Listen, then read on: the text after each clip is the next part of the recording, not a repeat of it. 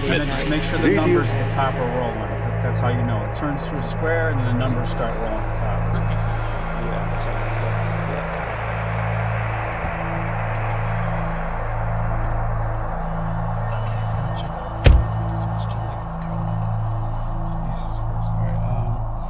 I need my guidance.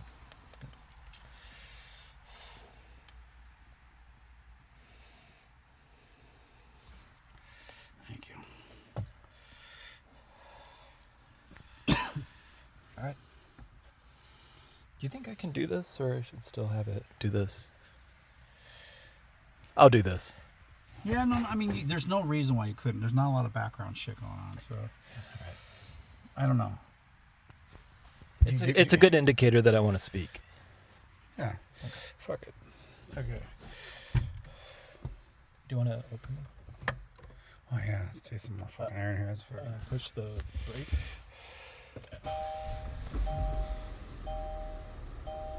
I mean, we can get the car on and have air on. Actually, we should do that. Without that, then definitely talking the fucking thing. Talking your mic, then for sure. Okay. Or well, I mean, it's fine. Okay. With this, we should turn it off, I think. All right. Just stop. But if you get one, that option is available to you. All right. 1, 2, 3. Hey, James, how's it going? It's going well, Marty. That's nice to hear. Here we are back again, studying re-enchantment procedures of various kinds, focusing in particularly on sound. There's going to be unwelcome sounds, like I'm not sure how that happened. But anyway, we're going to have a conversation again, James, about the re-enchantment of sound, the re-enchantment in particular of the radio. And so we established sort of the idea of the midnight DJ, introducing us into the unknown, bringing us some irreducible ambiguity for us to chew on, something to challenge us in a new kind of way.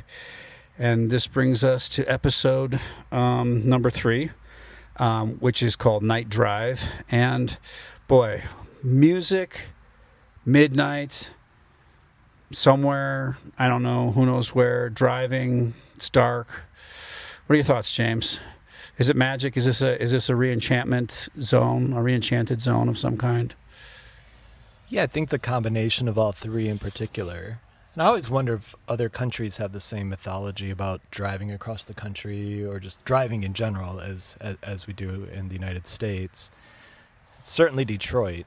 I remember driving home from the Packard plant or some of the first parties I went to and just listening Name to dropping something. over here, yeah. Yeah. But listening to whatever on the radio at like 5 a.m. and the sun's kind of coming up and just being on I-75 and there's just this sense of slippage again where you're just in this in-between state. And then I spent a fair chunk of my life, about 10 years, just driving back and forth across the country whenever I could. I listened to a lot of creepy, scary AM radio. This is around 2008, Coast to Coast AM, which was amazing. You know, where you had people calling in and being like, "We found Atlantis. It's somewhere under Spain." You know, or whatever. The coordinates of Reno, Nevada, somehow indicating how you could summon a Cheshire Strip where they could land airplanes for Martians. Anyway, whatever. But all of that cool shit. Yeah. Plus the endless white line of the highway, which what they call it, white line fever, highway hypnosis. You know, where it starts taking you out of yourself. Yeah, so I do think there is something genuinely. Well, if it has a soporific effect, but I guess it could also have just like a, I don't know, just like trance-like effect. Trance-like effect, which you can still operate a car in a trance. Yeah, and it's famously, and then just let your mind go to Atlantis or whatever it is. So that's Night Drive, and so this episode is some of my favorite night driving songs. But I think first, just the first song on it, which is called "City of Anger" by the Glass Beads.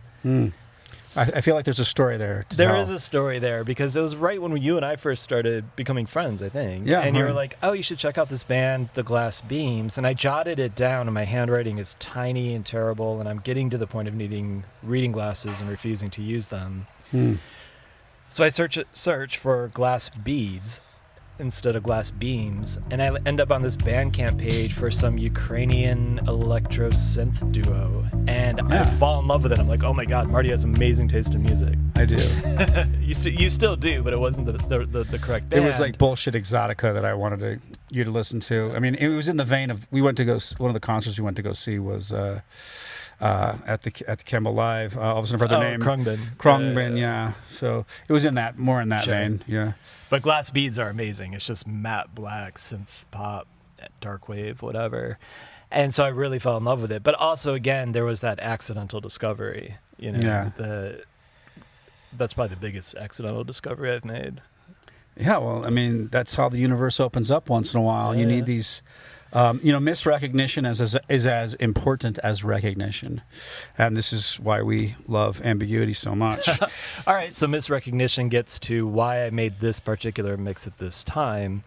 It was a few months after we'd moved to Columbus, but when Candy and I were living out in Vegas, I don't know, I was driving on Interstate 15. It doesn't matter the interstate, but anyway, I'm driving along the Strip 15, and some semi just veers right into my lane, and I'm about to crash into some construction barricades. Jesus Christ. And I get off the highway. Now, granted, I wrote a whole book about driving across the country. Yeah. You know, I'm proud. I mean, I've so had a career as a motorist. Yeah. No, but I mean, I love driving on highways. And then suddenly I found myself avoiding the highway. And the mind is really tricky, where I would tell myself, like, you know, the desert's so beautiful. Let me just take this, like, you know, Blue Diamond back road to Trader Joe's or wherever the fuck I was going. And I started avoiding the highway. And slowly that started to bleed out to where the moment I would see an entrance ramp or the ramps to a highway, I would have a full-on panic attack. Yeah. I mean, big budget, like the whole seeing spots, heart-jacked, having to pull over, you know, hyperventilating. I couldn't even go near. And what was maddening was, like, I've driven back and forth across this country so many times, and like an idiot, you know, just speeding, whatever it was. And I couldn't go onto a highway. And so I think there's something interesting where the brain is misrepresenting a threat, right? And then it's like, we are going to protect you. And then it's like, oh, but an entrance ramp can lead to a highway, which could lead to crashing into a semi, which could lead to, you know, and then pretty soon it becomes just driving, period. Yeah. And so that reminded me for the first time in years, I was like, oh my God, my mother, when she was in her mid to late 40s, she couldn't go on the highway, even as a passenger. She would just start crying and wailing. And she had a very, very, very intense experience with agoraphobia of not even wanting to leave the house. And so I realized, like, if I don't deal with this, one, I'm probably not going to be driving, but you know, the panic gets so bad, I was like, I might start drinking again or get loaded. Right. You know? So when we moved here, I got a psychiatrist for the first time, or a therapist or whatever, whose job, which I cannot believe, is to sit in the passenger seat and watch as somebody with panic disorder gets on the highway. Wow, yeah. I know. And the first time he's like, we're just going to drive by this exit. And I couldn't even do that. Oh, man. So then I made this mixtape for my night driving sessions, where I would just go out at night and try to get back to getting on the highway and being comfortable with it and so on. And it was hard. You know, it was one of the hardest things I've ever done, because it's one of those things that feels so, you're watching everyone on the highway. So you're like, why can't I do that? But then to knowingly and willingly bring on a panic attack is also a very brave thing to do. You know? So it's almost kind of like, I guess, sobriety too, where you're like, well, you know, the cat can stay sober, who cares? Yeah. But then your ability to do it does become, I don't know, a source of strength or something. Yeah. I remember at the time, you causing me some level of scandal, because I was like, okay, so this is B.F. Skinner behaviorism, operant conditioning kind of stuff. And I was just like, what about getting at root causes and stuff like that? I just remember this conversation, like, you know, and you kind of did when you talked about, you know, your mother and stuff like that. But is that a cause? I mean, okay, so maybe it's inherited or I'm genetically disposed, but a couple months into doing this therapy thing, I remember having the because I've also always been a horrible flyer, and now I'm flying. I'm getting so much better at flying. But yeah, that I would break my sobriety on an airplane. We'd hit turbulence. I'd like scotch. I just could not handle the claustrophobia and the tenseness of it. Anyway, I realized, when did my fear of flying start? And I was like, oh, it was in Helsinki when I had to fly home and my mother was dying. That was the first time I had a panic attack on an airplane. So I thought this was significant. So I go to the therapist and I say, hey, I realized the first time I ever had a panic attack. This is when, so this must have something to do with it. And he's like, oh, that's really interesting. You want to go for a drive? So he didn't care. His argument was, if the car gets a flat tire, maybe it's interesting to find the nail that poked it. But really, we just got to fix the tire. In this particular instance, I found that to be really helpful, because after doing this with him for 2 or 3 months, so much better. Yeah, we are just machines after all. Maybe, but I don't know if I needed to continue to unpack and relitigate my childhood and go down that road either. Well, that's the caricature of psychoanalysis for sure.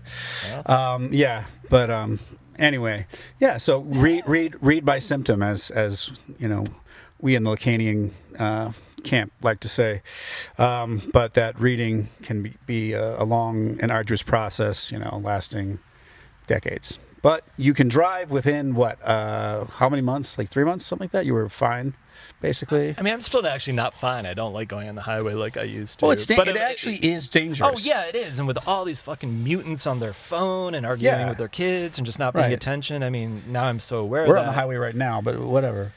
That if I have to, it's fine. There's no panic attack. I just don't like it. Whereas before, I used to just love just getting on and slotting into the left lane and going. But, that ship has sailed for me. But at least now I'm functional and not walking around, with this constant churn in my stomach. But you made it sound like I just dodged some arduous yet fruitful Lacanian experience by well, I have never. First of all, there are no Lacanians or psychoanalysis, even Freudian, anybody at least that are going to go with your insurance plan, and so therefore probably don't exist any longer. But I've never met anybody. The only person I've ever met who will remain nameless, because we're all about anonymity here. Just one of your friends that became one of my friends had gone, and it just was horrible for him. Just became a total nightmare. You know what I mean? And then so yours is this sort of basic sticking it in your face so that, it's I forget what they call it. It's proximity therapy, basically. So if you're scared of spiders, I don't know, dude brings a pair, exposure therapy. Exposure therapy. Yes, that's what it is. And it's just basic B.F. Skinner shit. And so I mean, I just was fascinated that was the tact. And then we have another friend, again, anonymous, who, has OCD, and he was saying that they would have him actually stare for a significant amount of time at a crooked picture or something like that. I was like, this is medieval. It all just seemed so. But that's what they do still. It's just kind of amazing that it comes. I mean, we are bodies. We are, and so we just need to reprogram it, I guess. But I think there's another move to it, which is my willingness to say, oh my God, this is a thing. Because clearly I wanted to deny it. I mean, it's amazing the brain's ability to lie to itself. Or it's I just like taking the scenic route to the whatever. Or, I just have some stuff I want to think about. Or I want to listen to this song, So, and okay, I'm avoiding. This is going to become a thing. But the willingness to then intervene, I don't know if it even mattered what kind of therapist or doctor or remedy I sought. It was the willingness to go and do whatever that other person said, that act of humbling, right? Whereas my tendency, and I certainly saw it in my mother, who never got help, but was just to say, I'm fine, and just try to muscle fuck your way through it. Yeah, it's generally my strategy. So the willingness to say, I'm going to sit there with that crooked painting, or just go into an office where somebody might ask me to do such a thing, I feel like that's the biggest lift. Okay. Maybe the exercise doesn't actually matter so much. I see, but it seemed like it did affect, it did lessen things. Actually, going through it did matter. It did. I mean, obviously, because you have to This is where it just becomes that Stone Age wiring. What was suddenly mapped onto being a threat, and then you go and do it a few times. Okay, that's not a threat, and it takes a little while. Yeah. And I know that points towards a more mechanistic view of the mind that. I think in that regard, maybe it is. Right. It is also. The other amazing thing about it is that, that's a guy's job, and that he didn't want to hear your shit. But the thing is I guess must be something about a panic attack. I've never actually, I don't think, had one. Something similar, but not to that extreme, or like to the extremes that I've heard members of my family describe them as, because they have had them before. I have had situations where I get really fucked up about going over like a big bridge, because I had like right after I had an accident on a bridge, an icy bridge or whatever. I would definitely get this kind of strange sense of vertigo, and I wasn't really sure about how much I could even control my, what I was doing, which was actually kind of fine, because you need to stay in your damn lane and like really not do anything except stay on the accelerator on most large bridges. But it was, I did get over it over time, but like for a very long time I just really would get wound up about it, and I would try to do a lot of self-talk, like, you had this experience, I don't know, I didn't seek any professional help for it, but yeah, so I just muscle fucked my way through it basically. And it wasn't really until like I started like in my head, or even out loud, like just calling myself like a loser and like get over it, like baby, and all that kind of stuff, that I finally got on it with no fear. And I'm like, God, that is really awful. That you only could get over it not by talking to yourself nice, but by like just being by yelling at yourself to get through it and putting yourself down. Yeah, I mean, I get that. That's what shocked me was when I met the therapy guy. The first 4 or 5 sessions, nothing to do with cars. It was all about him just listening to me and saying, "You are so self-punishing." Because I've been doing this for decades. Well, my self-punishment helped me to get over my fear of bridges. And mine did too. Mine did too for other aspects of anxiety until it didn't. That's right. Yeah, I got you. Yeah. So yeah, okay. That's the Glass Beads song. Yeah. And then next up is Tropic of Cancer's Chord of Devotion. Tropic of Cancer is one of my all-time favorite groups. I wish they were still making music. The producer of it, he passed away a couple years ago. He's found OD'd, which was one of those deaths that just rocks you. Yeah. Not only maybe that could have been me on a different timeline, but also, God damn it, there's going to be no more Tropic of Cancer. But it's just this very grainy, slow motion. That's it. And then Robert Gorel, Midir, just some really nice early 80s synthwave that I think should have gotten more attention. Yeah, he got a bunch of remixes in the techno era as well. Did he? Oh yeah, Okay. I have a few. And then we've got, to me, the godhead of night driving, even though all that they're doing is basically pulling Robert Gorel and like a lot of the early 80s synthwave or whatever into just maybe its platonic form, which is of course chromatics. And of course. Well, there's song. This song is called Lady Night Drive. They have songs called Headlights. They have songs called Driving Through the City. I mean, this is their thing. And what's amazing to me is about how the producer for that, and it's weird because it's one of those bands that just, maybe the producer had issues. I don't really know. There's all these rumors, but they just shut down, disappeared, pulled their stuff from Bandcamp. It's amazing. I mean, because they got pretty popular. They were the Roadhouse band in the Twin Peaks reboot. It seemed like they were kind of on their way. But then they just sort of disappeared. But their constant relitigation of their catalog is really interesting to me, where it's like one instrumental gets paired with one set of vocals. They release drumless versions of every album. They release the movie soundtrack version of another album. I mean, it's just impossible to like really comprehend their catalog. So the scope of it becomes sort of compelling. One more. Okay. Yeah, Tomo Akikawabaya. I don't know if I said that even remotely correctly. A Dream of No Pillow. Minimal wave, but like from 1985. So that's obviously a category applied acronistically, but yeah. Well, no. So there's this label, Minimal Wave, run by, I think her name is Veronica Veselka. And what she does, she's doing the Lord's work. She started this on the Lower East Side in maybe the early 2000s-ish. And she would go and find early 80s albums that just never got the attention that she thought they deserved. And she just re-releases them now. And so everything on that label is absolutely fantastic. And so this guy had a lot of strange urban legends around him, where he just dropped this album in 85, and I think it had a mysterious title, something like The Invitation of the Dead or something like that. And cool. It just had a picture of a woman on the front with no context. And then he disappeared. Nobody can find him. And that's always a That's really always, lovely yeah. story, I mean, that always adds to the whole mystery, the whole liminality of the thing. All and good so just songs for talking driving about at in midnight. between spaces like that, driving is supposed to be from one location to the next, but if you're just driving to drive, you're not really going anywhere. That's the sort of liminality that we're looking for, I'd say. So great entry. I mean, I like too that the picture here. So this is why we're going to link, directly to these. You take great pictures. Let me just say. You. I mean, and this is just from a phone, but the cameras on phones are very nice now. Your pictures are all very liminal. So this is like your favorite place, a parking lot, and kind of like the iridescence of a advertisement or a sign. I think of it's some actually kind. a blank billboard, so that's why I liked it. Well, maybe we'll figure out a way to technologically flash it up here while we're talking or whatever. We live in the future. So I mean, it's obviously a nighttime scene and not a lot of other folks around or whatever. And so this is the kind of re-enchantment that we seek, and it seems like the technologies here are a kind of, I don't know, sparseness, a sort of in between, and with the songs selected in particular, the slowing down technique. And this leads us nicely into our next episode, Slow Vessels. So come back next time.